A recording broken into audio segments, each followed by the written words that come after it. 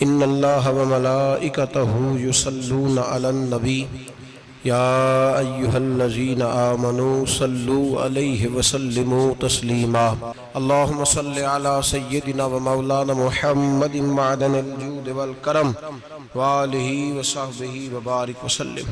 حمد و صلاۃ کے بعد قرآن مجید سورہ بقرہ، اللہ تبارک و تعالی نے ارشاد فرمایا یا ایھا الذین آمنوا کتب علیکم الصیام، اے ایمان والو تم پر روزے فرض کیے گئے، کما کتب علی الذین من قبلکم، اسی طرح جس طرح تم سے پہلے لوگوں پر فرض کیے گئے تھے، لعلکم تتقون، تاکہ تم پرہیزگار ہو جاؤ، متقی ہو جاؤ، اللہ سے ڈرنے والے بن جاؤ، گناہوں سے بچنے والے بن جاؤ، اپنی زندگی کو رب رسول کے احکامات کی روشنی میں گزارنے والے بن جاؤ۔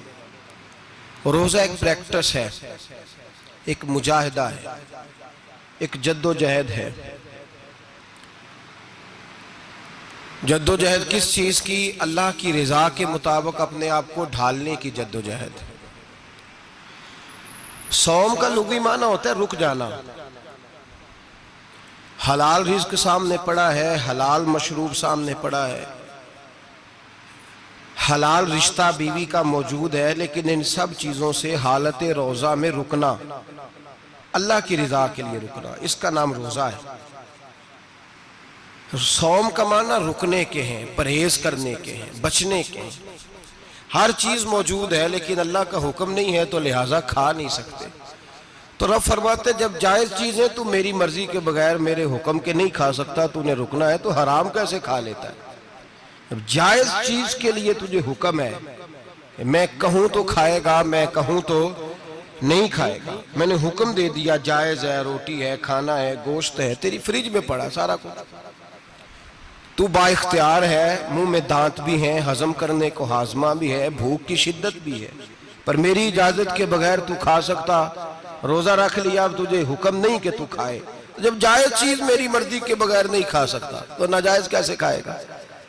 میرے نبی پاک علیہ السلام نے اپنے خوبصورت الفاظ کے اندر اس مفہوم کو بیان فرمایا۔ محبوب پاک صلی اللہ علیہ وسلم فرماتے جس نے جھوٹ نہیں چھوڑا، غیبت نہیں چھوڑی، برائی نہیں چھوڑی، اللہ کو اس کے بھوکے پیاسے رہنے کی کوئی ضرورت نہیں۔ وہ کاہے کا رکا ہے؟ جب کوئی کام تو اس نے اللہ کی رضا والا کیا نہیں۔ روزہ رکھ کے دغا کر رہا ہے، روزہ رکھ کے جھوٹ بول رہا ہے، روزہ رکھ کے کم ماپ رہا ہے، تول رہا ہے، دھوکہ دے رہا ہے، رشوت لے رہا ہے، فراڈ کر رہا ہے، حرام کا مال کٹھا کر کے کہتا ہے اس میں سے چلو 10 دیگیں بھی پکا دیں گے۔ وہ بھائی جو کام اللہ نے تجھے کرنے کو حکم دیا تھا، جب تو وہ بجا ہی نہیں لا رہا، مقصد روزہ ہی تو حاصل لعلکم تتقون۔ روزے کا مقصد یہ ہے کہ تو پرہیزگار ہو جائے۔ میرے نبی پاک علیہ السلام کی بارگاہ عالی مرتبت میں 2 عورتیں آئیں، یہ چیزیں کھا لو، کہنے لگی محبوبہ ہم نے روزہ رکھا ہوا ہے۔ فرمایا نہیں تمہارا تو روزہ نہیں ہے، حضور رکھا ہوا ہے روزہ، سحری سے لے کر اب تک کچھ نہیں کھایا، شام تک بھی نہیں کھائیں گی۔ محبوب نے فرمایا ذرا کہہ تو کرو، الٹی تو کرو۔ کہہ کی تو ان کے حلق سے خون بھی نکلا اور گوشت کے لوتھڑے بھی نکلے، پھوٹیاں بھی نکلی۔ نبی پاک نے فرمایا وہاں بیٹھ کے تم نے اپنے جاننے والوں کی غیبت نہیں کی، چغلی نہیں کھائی؟ خاموش ہو گئیں، گردنیں جھک گئیں۔ نبی پاک نے فرمایا تم نے قرآن نہیں پڑھا کہ جو اپنے بھائی کی غیبت کرتا ہے وہ مردہ بھائی کا گوشت کھاتا ہے؟ تو گوشت کھا کے بھی تمہارا روزہ رہ گیا ہے۔ کس طرح کا روزہ ہے کہ صاحب روزہ رکھ کے نہ رکھنے والوں پہ تنقید کر رہے ہیں۔ تراویحاں پڑھ کے نکلے ہیں تو کہتے ہیں میں اکیلا ہی نیک ہوں، باقی تو محلے میں کوئی پڑھتا ہی نہیں۔ یہ کیسا تیرا روزہ ہے کہ تو روزہ رکھ کے تو اس کے مقصد کو نہیں سمجھا؟ لعلکم تتقون۔ روزہ دار تو وہ ہے کہ روزہ رکھا ہوا ہے، کھانے بھی سے رکا ہے، پینے سے بھی رکا ہے، عمل زوجیہ سے بھی رکا ہے، پھر وہ جھوٹ سے بھی رکے، غیبت سے بھی رکے، بدنگاہی سے بھی رکے، حرام خواری سے بھی رکے ساری چیزوں سے۔ یہ بتلائیے کہ روزے کی حالت میں اپنی بیوی کے پاس جانا منع ہے تو غیر محرم کو دیکھنا جائز ہے؟ ہمارے ٹی وی پہ میں نے پہلے بھی کہا تھا کہ ہم ٹھیکیدار اور ذمہ دار نہیں ہیں مذہب کے، یہاں ہمارے آنے سے پہلے بھی کوئی بیٹھا تھا، ہم مریں گے تو یہاں ہم سے بڑے بڑے نیک لوگ بیٹھیں گے، کوئی بندہ ذمہ دار نہیں ہے. بڑے بڑے کج کلا صاحب جبہ و دستار، بڑے بڑے صاحب بصیرت، آئمہ، فقہاء، علماء، زعماء، نقبہ، صوفیاء، اولیاء، غوث، کتب، ابدال، اوتاد، کتب الاقطاب، جانے کون کون آئے، علماء آئے، مفسرین آئے، محدثین آئے، گزر گئے. ہم تو خاک نشین لوگ ہیں، تھوڑا کام کرنے والے، تھوڑی صلاحیت رکھنے والے. لیکن بھائی اگر کرتے ہیں تو ایک کام کرتے ہیں، ساتھ دوسرا نہیں کرتے. یہ کس طرح کا دین سکھانے لوگ نکلے کہ شوال سے لے کر شعبان تک گانا سنایا جائے گا، شعبان سے لے کر شوال تک ناچ گانا کیا جائے گا، شوال سے لے کر شعبان تک دھما چوکڑی ہوگی، رمضان آئے گا تو حدیثیں سنائی جائیں گی، رمضان آئے گا تو لوگوں کو قرآن پڑھ کے سنایا جائے گا. یہ مذہب بانج نہیں ہے کہ گویے مذہب سکھائیں گے، ایکٹر مذہب سکھائیں گے. یہ مذہب بانج نہیں ہے کہ ایک گلاس کے اندر پہلے شراب پی لو، پھر اسی گلاس میں رمضان آئے تو شہد بانٹنا شروع کر دو. یہ بانج نہیں، یہ میرے رسول اللہ کا مذہب ہے. اگر تمہیں شوق ہے دین سیکھنے سکھانے کا، یکم رمضان کو توبہ کرو اور کہو کہ ہم ٹی وی پہ بیٹھ کے حدیثیں سنائیں گے تو سارا سال سنائیں گے، اور جس زبان سے حدیث نکلے گی پھر اس سے کبھی گندا گانا نہیں نکلے گا، پھر کبھی ناچ گانا نہیں ہوگا. یہ کون سا مذہب ہے جو بیویاں سکھا رہی ہیں؟ یہ کون سا دین ہے جو عورتیں سکھا رہی ہیں؟ میرے رسول پاک صلی اللہ تعالیٰ علیہ وآلہ وسلم کا وہ مذہب ہے کہ میرے اعلیٰ حضرت فاضل بریلوی رحمت اللہ علیہ نے فرمایا، مرد کے لیے جائز نہیں کہ وہ عورت کی زبان سے میلاد بھی سنے، نعت بھی سنے. مرد کے لیے جائز نہیں، مرد کو مرد سکھائے گا، عورت سکھائے گی تو عورتوں کو سکھائے گی. بے شک آپ سویرے فتویٰ دیجئے کہ چھوٹی سی مسجد میں بیٹھ کے، چھوٹے سے کونے میں بیٹھ کے چھوٹا سا مولوی، اور وہاں تو اتنے بڑے مفتی ٹی وی پہ بیٹھے ہوئے ہیں، وہ غلط ہے تو صحیح یہ کیسے ہو گئے؟ سنو، میرے نبی پاک علیہ السلام کے مذہب کا حسن یہ ہے کہ اسلام کہتا ہے ایک نظر بی بی کو دیکھا کسی نے غلطی سے تو معافی ہو جائے گی، دوسری نظر شہوت سے دیکھا تو حرام ہے اس کے لیے. وہ پاکستان کا مولوی ہو یا سعودی عرب کا شاہ ہو، کسی کے لیے عورتوں کے بیچ پھرنا اٹھنا بیٹھنا جائز ہے؟ میرے نبی پاک صلی اللہ تعالیٰ علیہ وسلم نے فرمایا ہے میں عورتوں سے مصافحہ کرنے نہیں آیا. اور میرے نبی پاک صلی اللہ علیہ وسلم نے فرمایا ہے، حضور فرماتے ہیں لیکن نا کتا بالکل ناپاک نہیں ہوتا، کتے کا تھوک ناپاک ہوتا ہے، یا کتا گیلا ہو جائے تو ناپاک ہوتا ہے، لیکن خنزیر سارا ناپاک ہوتا ہے، کل ناپاک ہے خنزیر. نبی پاک نے فرمایا خنزیر بھی ہو اور گند میں لتھڑا ہوا بھی ہو، پیشاب میں لتھڑا ہوا ہو، گوبر میں لتھڑا ہوا ہو، پخانے اور فضلے میں لتھڑا ہوا خنزیر ہو، اس کا جسم تیرے ساتھ ٹکرا جائے تو اتنا برا نہیں جتنا غیر محرم عورت کا وجود تیرے ساتھ ٹکرا جائے تو برا ہے. اس حد تک میرے نبی پاک صلی اللہ علیہ وسلم اور گنبد کے معاملے میں فتویٰ دینے والے، یا رسول اللہ کہنے پر کفر کا فتویٰ دینے والے اور بڑی بڑی باتیں کرنے والے خاموش کیوں ہو گئے؟ یا ایھا الذین آمنوا لا تتخذوا اليہود والنصارى اولیاء. رب فرماتا ہے یہودیوں اور عیسائیوں کو دوست نہ بناؤ، یہ تمہارے دوست ہو سکتے، یہ تمہارے سجن ہو سکتے. جب عرش کا مالک کہہ رہا ہے سجن نہیں ہو سکتے تو دوستی کی بات کیسے بڑھا رہا ہے؟ یا رسول اللہ ہمارے سجن کون ہو سکتے ہیں؟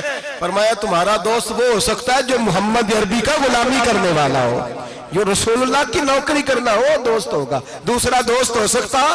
کوئی ایکٹر مذہب نہیں سکھائے گا، کوئی گویہ مذہب نہیں سکھائے گا.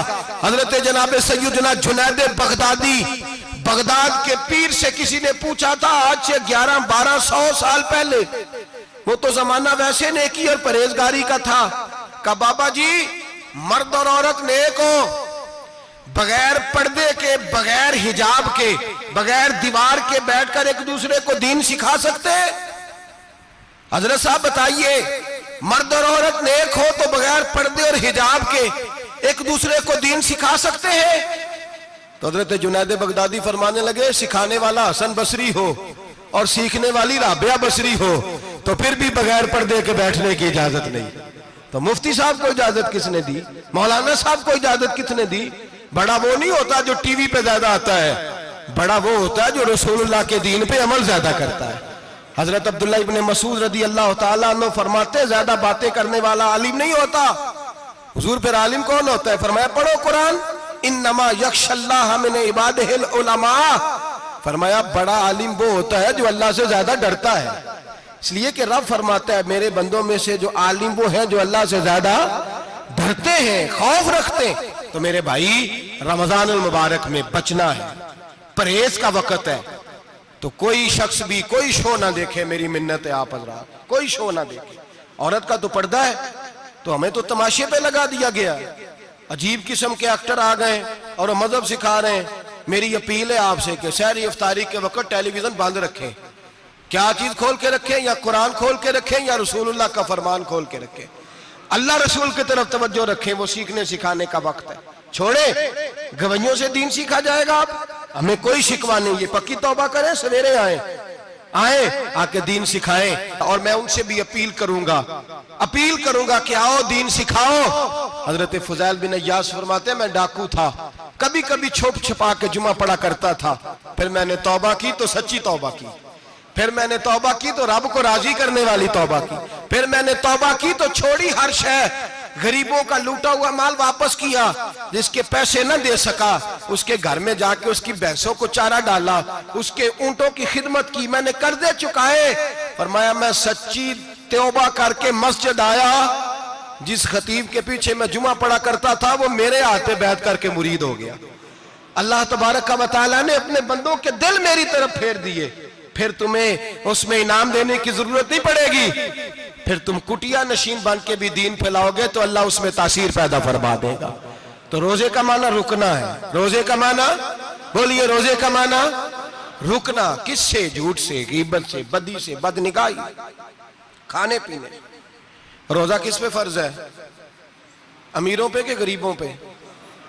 جی کہنے میں تے کامی، میرا تو کام ہی محنت مزدوری والا، میں کیسے روزہ رکھوں؟ میں تو دیہاڑی لگاتا ہوں تو روزہ کیسے رکھوں؟ میں نے نہیں کسی حدیث میں پڑھا کہ روزہ وہ رکھے جو دفتر میں بیٹھتا ہے۔ صحابہ کے زمانے میں تو دفتر ہوتے ہی نہیں تھے، کسی جگہ نہیں لکھا ہوا روزہ وہ رکھے گا جو اے سی میں بیٹھتا ہے، تب تو اے سی تھے ہی نہیں۔ حضرت ابو بکر صدیق رضی اللہ تعالیٰ عنہ سے لے کر جناب بلال تک سارے اپنے ہاتھ سے کام کرتے، سارے اپنے ہاتھ سے کام کرتے، سارے۔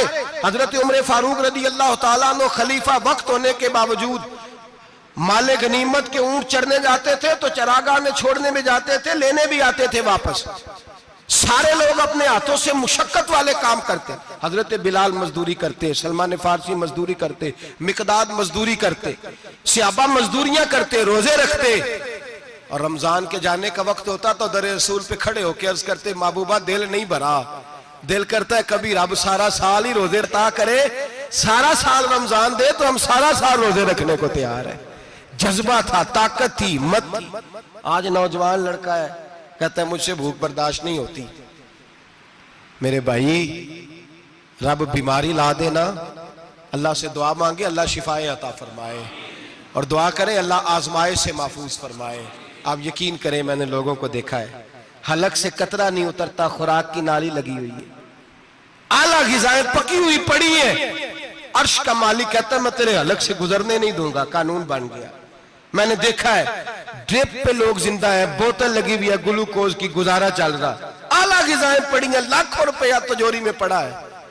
مالک کہتا ہے تو نہیں کھا سکتا، تو وہ کھانے نہیں دیتا، نہیں کھانے دیتا۔ ایک شخص یورپ کے علاقے کا، میں کسی کالم نویس کا پڑھ رہا تھا، وہ کہتا ہے میری خربوں میں جائیداد ہے لیکن میرے معدے میں ایسی تکلیف ہے کہ میں آٹے کو چھان کر جو اوپر سے بورا نکلتا ہے صرف وہ کھا سکتا ہوں، اس کے علاوہ میں کائنات کی کوئی نعمت کھا نہیں سکتا۔ اور میرے بھائی وہ جب چاہے تو بڑے بڑے کھانے کھانے سے تجھے روک دے، تیرے دانت چبانے کے قابل نہ رہے، زبان نگلنے کے قابل نہ رہے، معدہ تیرا ہضم کرنے کے قابل نہ رہے، وہ جب چاہے تو جو مرضی کر لے۔ وہ کہتا چل تو میری مرضی پہ چلنا، ایک مہینہ میرے کہنے پہ نہ کھا، ایک مہینہ میرے کہنے پہ نہ کھا، تو یا اللہ تو کیا کرے گا؟ فرمایا صوم تصحو، میرے نبی پاک نے فرمایا تم روزے رکھو اللہ تمہیں صحت عطا فرما دے گا، اللہ تندرستیاں دے دے گا، شفائیں دے دے گا۔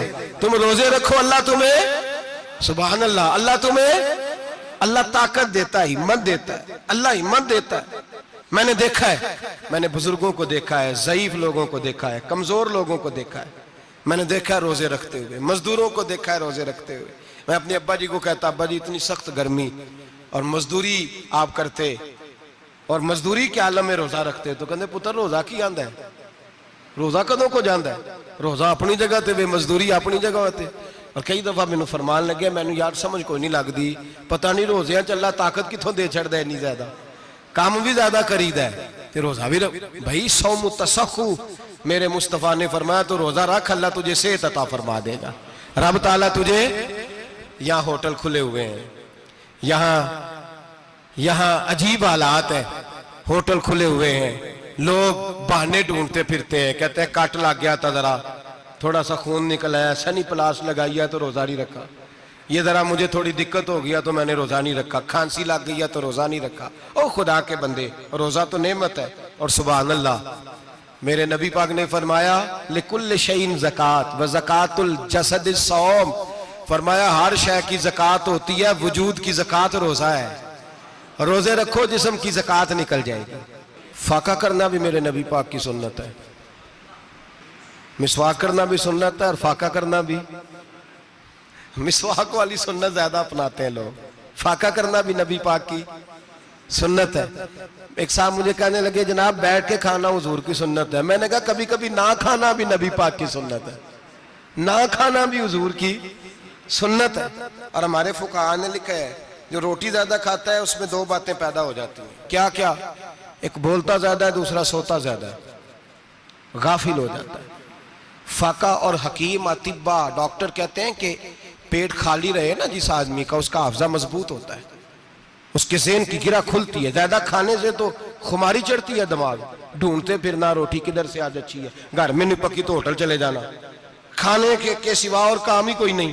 اور صاحب میرے نبی پاک علیہ السلام نے فرمایا کافر 7 آنتوں سے کھاتا ہے، 7 آنتوں سے، اور فرمایا میرا مومن 1 آنت سے کھاتا ہے، اس کے وجود میں کھانے والی 1 آنت ہے، کافر 7 آنتوں سے کھاتا ہے۔ فاقہ کشی سے نورانیت پیدا ہوتا ہے، کم کھانا۔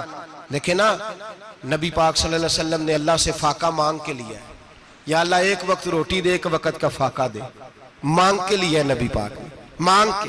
حضرت ابو ہریرہ رضی اللہ تعالیٰ عنہ فرماتے ہیں بھوک زیادہ لگتی تھی نا جب مجھے، تو میں حضرت عمر سے، ابو بکر سے، عثمان مولا علی سے کوئی مسئلہ پوچھ لیتا تھا، اور جب میں مسئلہ پوچھتا تھا تو وہ مجھے روٹی کھلا دیتے تھے، جب میں ان سے مسئلہ پوچھتا تو وہ مجھے، حضرت ابو ہریرہ فرماتے ہیں مجھے بھوک لگی، میں حضرت عمر کے پاس گیا، ان سے مسئلہ پوچھا، ان کا رواج تھا جب میں مسئلہ پوچھتا تو پہلے روٹی کھلاتے۔ ہمارے بزرگ یہ فرماتے ہیں کہ کھانے کھلا کے دین پڑھاؤ، صرف تمہارا کتب خانہ نہیں کھلا ہونا چاہیے، تمہارا دسترخوان بھی کھلا ہونا چاہیے۔ کسی نے نبی پاک صلی اللہ علیہ وسلم سے پوچھا تھا بہترین مسلمان کون ہے؟ حضور نے فرمایا جو سلام لینے میں پہل کرے اور روٹی زیادہ کھلائے، جو روٹی ہر وقت فکر کرے یار تو روٹی کھا لے، روٹی کھانے کی طرف توجہ دلائے۔ کھلانا سنت ہے، زیادہ کھانا اس میں بھی فرق رکھیں۔ تو نبی پاک صلی اللہ علیہ وسلم کے صحابی حضرت ابو ہریرہ رضی اللہ تعالیٰ عنہ فرماتے ہیں میں نے حضرت عمر سے مسئلہ پوچھا، میں نے کہا حضور مسئلہ بتائیں، تو کہتے پہلے ان کی عادت تھی جب میں مسئلہ پوچھتا تو روٹی بھی کھلاتے، آج انہوں نے مسئلہ ہی بتایا ہے، روٹی کوئی نہیں کھلائی۔ تو مجھے کہنے لگے ابو ہریرہ تو سوچتا ہوگا روٹی نہیں اس نے پوچھی، تو نے کب سے کھانا نہیں کھایا؟ میں نے کہا آج صبح سے۔ تو جناب عمر کہنے لگے میں نے کل صبح سے نہیں کھایا۔ چل ابو بکر صدیق کے گھر مسئلہ پوچھتے ہیں، کہتے ہیں جناب صدیق اکبر کے دروازے پہ گئے، جا کر کے ان سے مسئلہ پوچھا۔ ان کی بھی عادت تھی جب کوئی مسئلہ پوچھنے جاتے تو دسترخوان بچھا لیتے، کہتے آؤ روٹی بھی کھلاتا ہوں مسئلے بھی بتاتا ہوں۔ کہتے ہیں گئے تو انہوں نے بھی مسئلہ بتایا، روٹی کوئی نہ پوچھی۔ تو کہنے لگے عمر ابو ہریرہ تم لوگوں نے کل پرسوں سے نہیں نہ کھایا ہوگا، اور ابو بکر کو 4 دن گزر گئے ہیں، تھوڑا سا دودھ ملا ہے یا کھجور ملی ہے، روٹی کوئی نہیں ملی، چلو در رسول پہ چلتے، آؤ حضور کی بارگاہ میں۔ کہتے ہیں نبی پاک کی بارگاہ میں آئے، حضور نے چہرے دیکھے، کریم سے مسئلہ نہیں پوچھنا پڑا، میرے مصطفیٰ کریم نے فرمایا بھوک لگی ہوئی ہے تم تینوں کو؟ 3-4 دن ہو گئے؟ اللہ کے رسول نے فرمایا مجھے پورا ہفتہ ہو گیا ہے۔ سبب کچھ اور ہے جس کو تو خود سمجھتا ہے، زوال بندہ مومن کا بے زری سے نہیں بھوک نقصان کا وجہ نہیں بنی، وجہ کوئی اور بنی ہے۔ رشوتیں جو بازار گرم ہوئے ہیں لوٹ مار کے، یہ روٹی کے لیے نہیں، یہ زیادہ کھانے کے لیے، یہ بینک بیلنس کے لیے گرم ہے۔ یہ لوٹ مار کا مقصد کوٹھیاں بنانا ہے، روٹی کا تو رب کریم کا وعدہ ہے۔ جو روز روتا ہے شام کو کہ میرا کاروبار کوئی نہیں، اصل میں کہتا ہے بنگلہ کوئی نہیں، اصل میں کہتا ہے کار کوئی نہیں، پجاروں کوئی نہیں، روٹی تو اللہ عطا فرماتا ہے، اس کا وعدہ ہے۔ فرمایا حضور نے 3 دن بیت گئے، چلو میرا بے تکلف صحابی ہے ابو الحسن انصاری، وہ بڑے نصیب والے ہوتے ہیں جن کو میرے نبی پاک خود کہتے تھے کہ تیری فلانی ذمہ داری ہے۔ اس زمانے کا تو کسی کو کہہ دیا جائے یہ تیری ذمہ داری ہے تو کہتا ہے یہ تو پھٹیکے ڈالنے لگ گیا، یہاں سے تو چھٹی کر جانی چاہیے۔ خوش ہوتے تھے صحابہ کہ ہماری ذمہ داری لگی۔ کہتے ہیں حضرت ابو الحسن انصاری کے گھر گئے، نبی پاک نے فرمایا بھوک بڑی لگی ہے، کھانا لا۔ کہتے ہیں حضور نے اسے کہا تو اس آدمی کو تو وجد ہی ہو گیا، اس نے کہا میرے اتنے نصیب کہ حضور کا یہ کھانا کھلا۔ آؤ دیکھو دنیا والوں، آج جو سب سے زیادہ عزت والا ہے وہ میرا مہمان بنا ہوا ہے۔ فرماتے ہیں وہ دوڑے گئے، بکری اٹھائی، ذبح کی، بیوی کو کہنے لگے روٹی تیار کر، ادھر کھجوریں توڑی، انگور توڑے، کہنے لگے حضور آپ جب تک تناول کریں تب تک کھانا پک جاتا ہے۔ حضرت عمر کہتے ہیں روٹی پک کے آئی، بڑا پیارا گوشت، بڑا اچھا سالن، بڑا خوبصورت خلوص والا کھانا۔ فرماتے ہیں میں نے بڑا ہی کھایا۔ نبی پاک نے نہ ایک روٹی لی اور چھوٹی چپاتی، تھوڑا تھوڑا سالن کونوں سے، اور جب نبی پاک نے کھا لیا تو حضور کی آنکھوں میں آنسو آئے۔ حضرت عمر کہنے لگے حضور روئے کیوں؟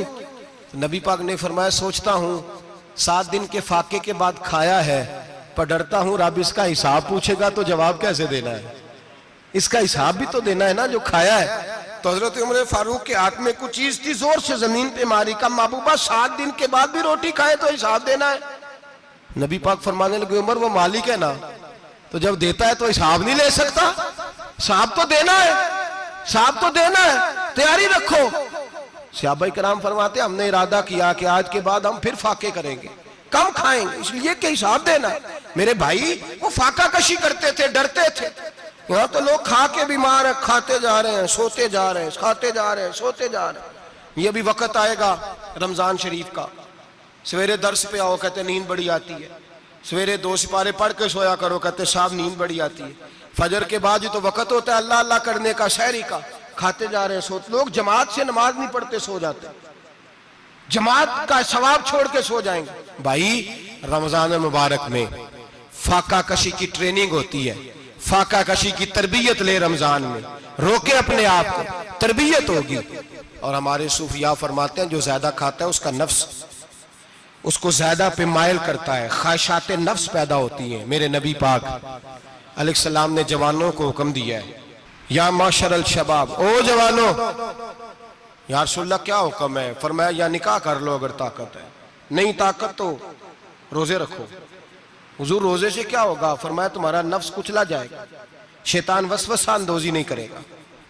آج نوجوان بڑھ بڑھ کے کھاتا ہے، بہت زیادہ کھاتا ہے، کبھی اس ہوٹل سے کھاتا ہے کبھی اس ہوٹل سے کھاتا ہے۔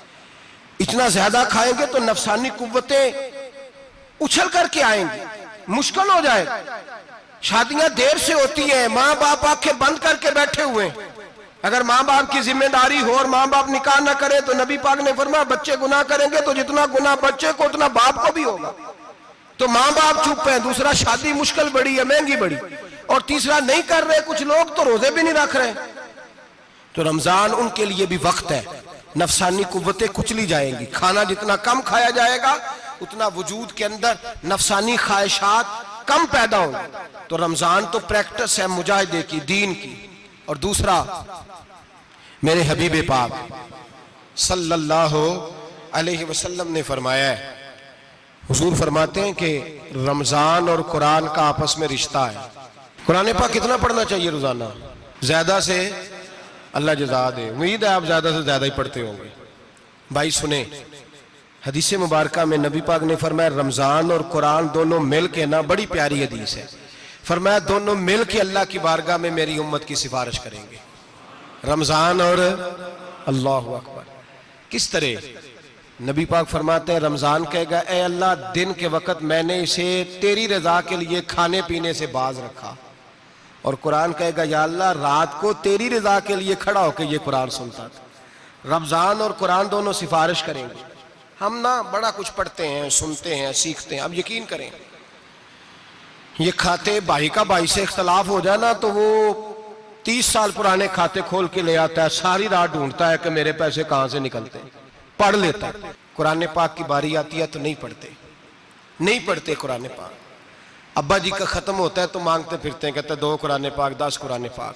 یہ باتیں بتانی نہیں چاہیے، کرنی نہیں چاہیے، لیکن چونکہ تربیت کے لیے بیٹھا ہوں تو کر دیتا ہوں۔ میرے شاگردوں سے پوچھیں، یہاں مدرسہ ہے الحمدللہ، درجنوں طلباء ہیں، اساتذہ ہیں، میرے پیر بھائی ہیں، اور میرا یہ دعویٰ ہے کہ شاید کوئی کسی سے اتنا پیار کرتا ہو جتنے میرے شاگرد اور مرید مجھ سے کرتے ہیں، لیکن میں نے کبھی کسی سے نہیں کہا کہ ذرا سورت فاتحہ پڑھ کے دینا، میں نے اپنے ابا جی کو ثواب دینا ہے۔ پوچھ لیں کسی سے نہیں کبھی کہا، کبھی نہیں میں نے کہا کہ ذرا مجھے تھوڑا سا قرآن پڑھ دیں۔ میں اس کو ناجائز نہیں کہتا، پڑھوانا چاہیے، لیکن میں اپنے والدین کے لیے کبھی سوال نہیں کرتا کہ مجھے ذرا پڑھ کے دو، میں نے بخشنا ہے، اس لیے کہ میں نے ذاتی طور پہ روٹین بنائی ہے۔ میں سمجھتا ہوں کہ کائنات کے اندر میرے اوپر جن لوگوں نے احسان کیے ان میں سب سے زیادہ حصہ میرے ماں باپ کا ہے۔ میں سمجھتا ہوں اس بات، کتنا نالائق ہوں میں کہ میں 1 مہینے میں ایک قرآن پاک بھی پڑھ کے ان کی روح کو احسان نہیں کر سکتا۔ میرا یہ طریقہ ہے ذاتی، میں قدغن نہیں لگاتا، میرا ذاتی طریقہ یہ، الحمد سے شروع کرو اور 2 سورتیں چھوڑ کے قرآن پاک ختم کر دو آخری، اور پھر فلق اور ناس صورتیں ساتھ لے جاؤ۔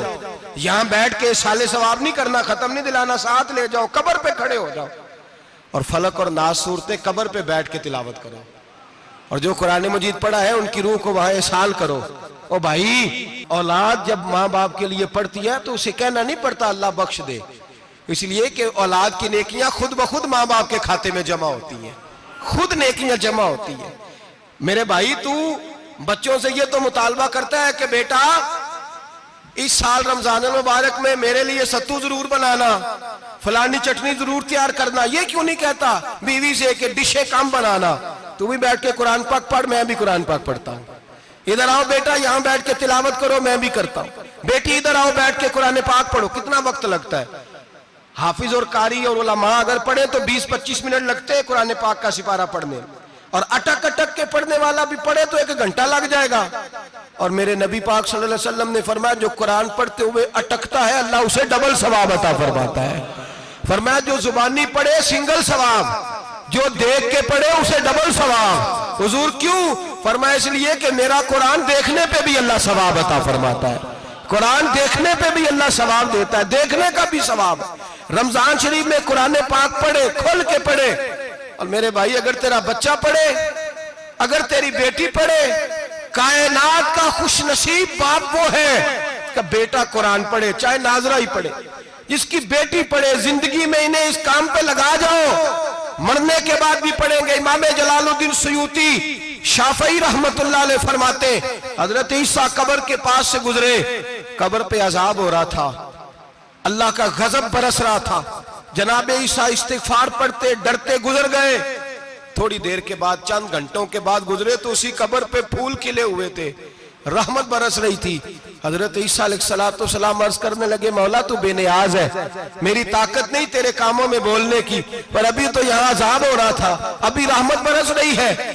جناب عیسیٰ کہتے ہیں آواز خدا بندی آئی، عیسیٰ بندہ بڑا گناہگار تھا، پاپی تھا، مجرم تھا، خطا کار تھا، لیکن جب اس کا انتقال ہوا، اس کی بیوی حاملہ تھی، اس کے پیٹ میں بچہ تھا، بچہ اس کے انتقال کے بعد پیدا ہوا، آج وہ 4-4.5 سال کا ہوا ہے، مکتب میں گیا ہے، مدرسہ میں گیا ہے، استاد نے بسم اللہ شریف پڑھائی ہے، فرمایا اس نے توتلی زبان سے کہا ہے بسم اللہ الرحمن الرحیم، کہا عیسیٰ مجھے بتلا اس زمین پر وہ معصوم جسے ابھی رحمان اور رحیم کہنا نہیں آتا، وہ توتلی زبان سے مجھے رحمان اور رحیم کہے اور میں اسی زمین پہ اس کے باپ کو عذاب دوں؟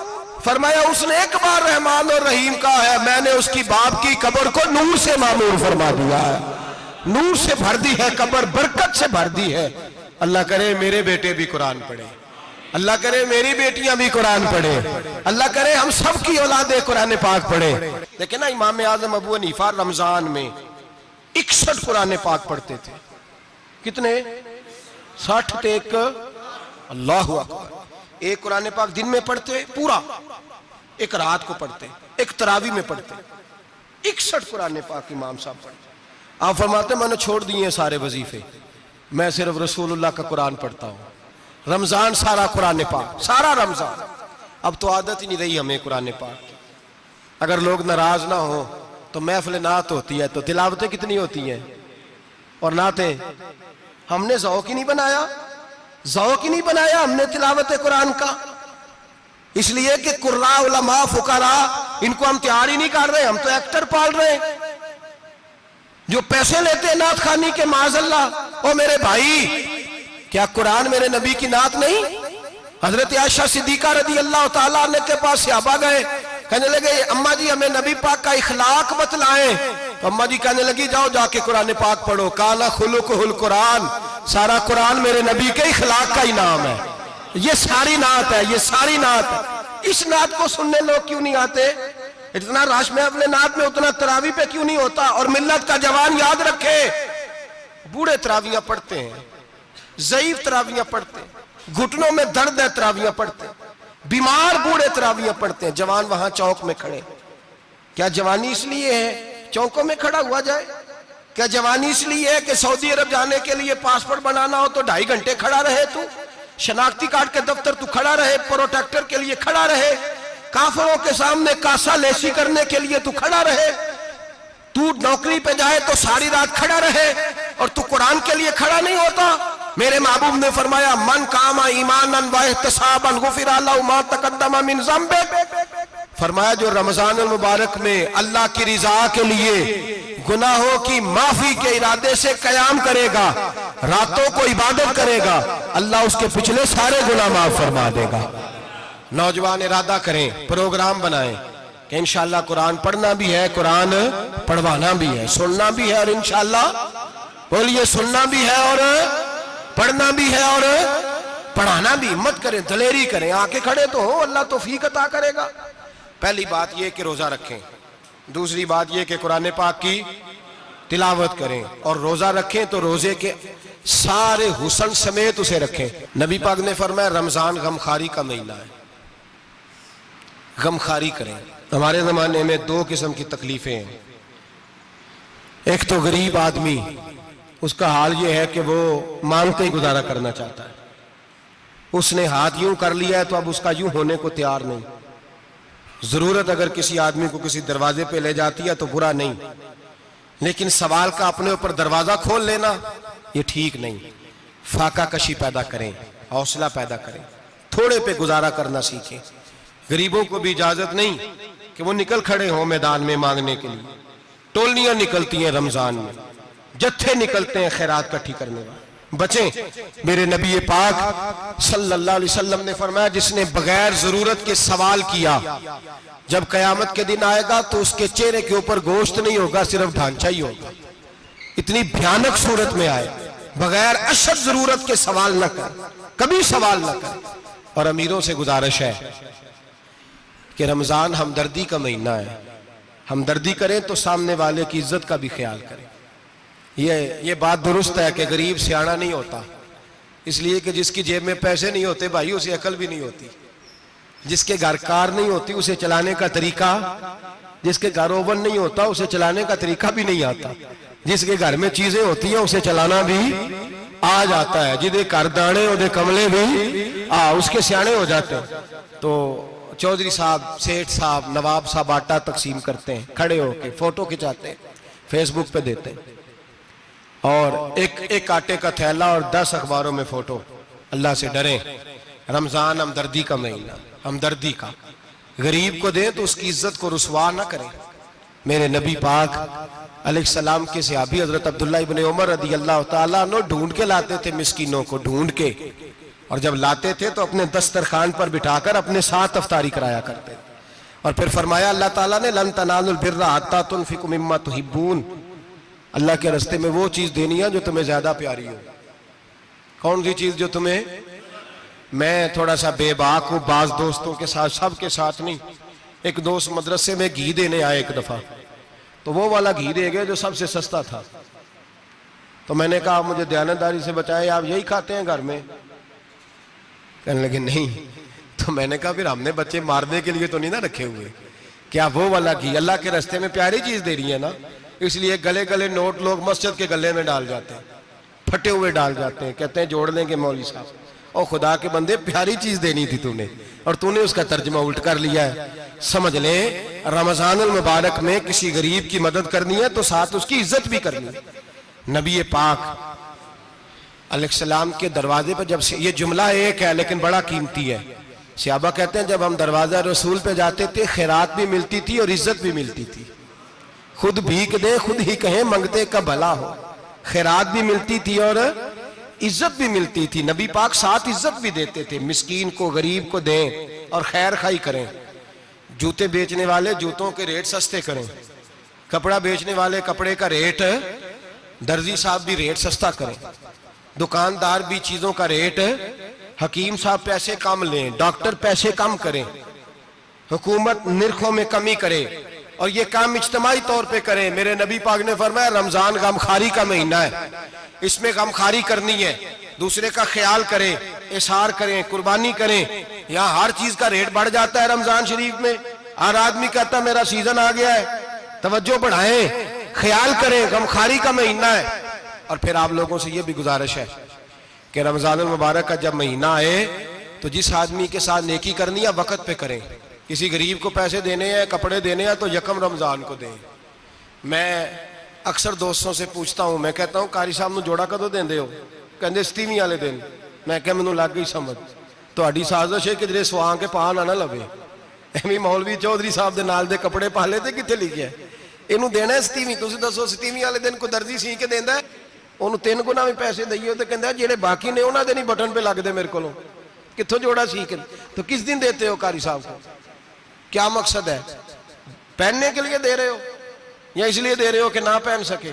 تو بھائی آپ جب کسی کو کچھ چیز دیں گے تو کب دیں گے؟ جب وہ استعمال کر سکے۔ غریب کو لوگ فطرانہ دینے جاتے ہیں عید سے 1 دن پہلے، تو کیا کرے گا اس کا؟ وہ نہ تو کپڑے خرید سکا نہ روٹی لا سکا، بلکہ میرے حضرت صاحب فرماتے ہیں رمضان سے پہلے دے دو، رمضان کی نیت کر کے رمضان سے 1-2 دن پہلے دے دو، اللہ رمضان جتنا ثواب ہی عطا فرمائے گا۔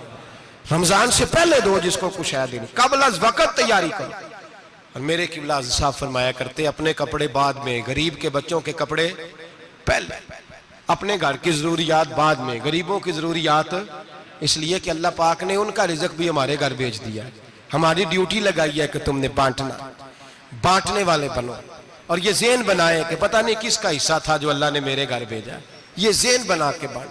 اور جس کو دینے جائیں، ہاں آپ کو اجازت ہے تھوڑا بہت پتہ کرنے کی، لیکن تھوڑا بہت تفتیش کرنے کی اجازت، بال کی کھال اتارنے کی اجازت۔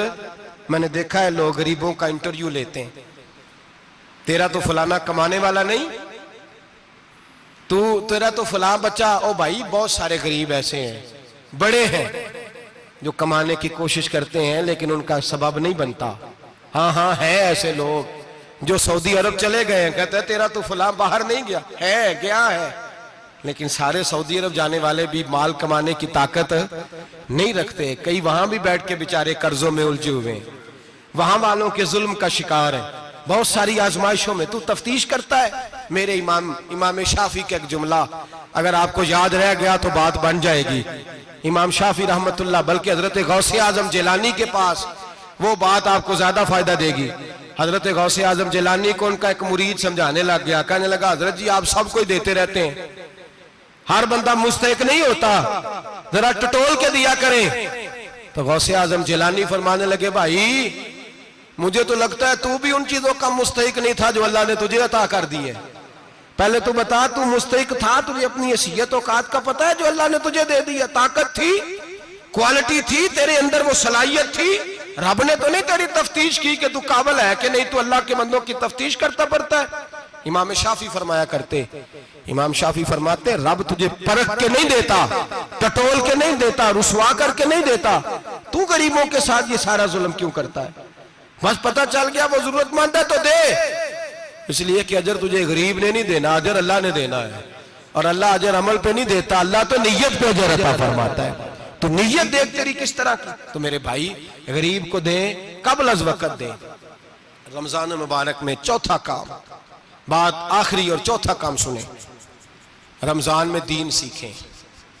شیطان قید ہوتا ہے زیادہ سے زیادہ، اور جب آدمیوں کا پیٹ خالی ہوتا ہے نا تو ذہن جو ہوتا ہے نا وہ بھی اس کا فریش ہوتا ہے، اس میں کوشش کریں دین سیکھنے کی۔ میرے نبی کریم صلی اللہ علیہ وسلم نے اس دین کو علم کا دین قرار دیا ہے، شعور کا دین قرار دیا ہے، فہم کا دین قرار دیا ہے۔ نبی پاک صلی اللہ علیہ وسلم نے فرمایا ایک عبادت کرنے والا عشاء کے بعد کھڑا ہو اور فجر تک نماز پڑھتا رہے، ایک عالم دین عشاء پڑھ کے سو جائے اٹھ کے فجر پڑھ لے تو وہ 70 عبادت کرنے والوں کا درجہ زیادہ نہیں، عالم کا درجہ پھر بھی زیادہ ہے، اس عالم دین کا درجہ زیادہ ہے، اس لیے کہ وہ لوگوں کو آگاہی دیتا ہے، شعور بخشتا ہے۔ یہ دین جو ہے یہ، اور نبی پاک صلی اللہ علیہ وسلم نے فرمایا عبادت کرنے والے پر عالم کا درجہ اتنا ہی زیادہ ہے جتنا میرا درجہ اپنے غلاموں پر زیادہ ہے۔ عالم کو حضور نے اتنا بڑا مقام دیا۔ دین سیکھیں، شعور حاصل کریں، یہ فقاہت کا دین ہے، شعور حاصل کرنے کا دین ہے۔ اور نبی پاک صلی اللہ علیہ وسلم نے فرمایا دین کی ایک بات سیکھ لینا 1000 نفل پڑھنے سے زیادہ درجہ رکھتی ہے، دین کی ایک بات سیکھ لینا 1000 جنازے میں شرکت سے زیادہ درجہ رکھتی، دین کی ایک بات سیکھ لینا، میرے نبی پاک صلی اللہ تعالیٰ علیہ وسلم ارشاد فرماتے 1000 مریض کی عیادت کرنے سے زیادہ درجہ رکھتی۔ فرمایا جس نے رات کے ایک لمحے میں دین کی ایک بات سیکھی اللہ اسے ساری رات عبادت کرنے سے زیادہ ثواب عطا فرمائے گا۔ میرے ارشاد فرمایا کرتے جب سیکھنے والے کو یہ ثواب ملے گا تو بتائیے سکھانے والے کو کتنا ثواب ملے، اسے اللہ کتنا درجہ۔ رمضان آ رہا ہے، شیطان قید ہے، دین پھیلانے کی کوشش کریں، جد و جہد کریں۔ بڑی نیند آتی ہے فجر پڑھ کے، لیکن اگر کسی کا ارادہ بن جائے کہ دین سیکھنا بھی ہے اور دین بچوں کو، تو پھر کوئی نیند غلبہ۔ ایک مثال ایک عالم نے سمجھائی، کوئی بزرگ تھے درویش عالم، ان کے پاس ایک عورت آئی، کہنے لگی میں بچوں کو سویرے بڑا جگاتی ہوں، بچے جاگتے نہیں نماز کے لیے۔ بڑا عجیب جواب دیا بزرگوں نے، درویش نے، عالم نے، کہنے لگے بی بی کیوں نہیں جاگتے، جگایا کر، بیدار کیا کر، اٹھایا کر۔ کہنے لگی بڑی جدوجہد کرتی ہوں، اٹھتے نہیں، بیدار نہیں ہوتے۔ اللہ والے تھے نا۔ کہنے لگے یہ بتا اگر اس کمرے میں آگ لگ جائے تو پھر بچوں کو کیسے بیدار کرے گی، آگ سے بچانے کے لیے کیا کرے گی؟ پھر تو بالوں سے پکڑ بھی گھسیٹنا پڑا تو گھسیٹ کے کمرے سے لاؤں گی، پھر تو چوٹیں لگتی ہیں تو لگ جائیں، پھر میں پرواہ نہیں کروں گی۔ آپ فرمانے لگے یوں سمجھ لے جہنم کی آگ جل رہی ہے، اگر تیرے بچے نے نماز نہ پڑھی تو آگ لگ جائے گی، اگر اس نے عبادت نہ کی تو اسے آگ، اب جیسے بھی تجھے اٹھانا پڑتا ہے اٹھا گھسیٹ کے باہر لا، لیکن اس کی نماز قضا۔ نیند بڑی آ رہی ہے سویرے، لیکن اگر دین نہ سیکھا تو مشکل ہو جائے۔ جیسے بھی اپنے آپ کو جگانا چاہیے، ہمت کرنی چاہیے، دلیری کرنی چاہیے۔ ہمیشہ مدحت خیر الانام میں گزرے، دعا ہے یہ عمر درود و سلام میں گزرے۔ آخر دعوانا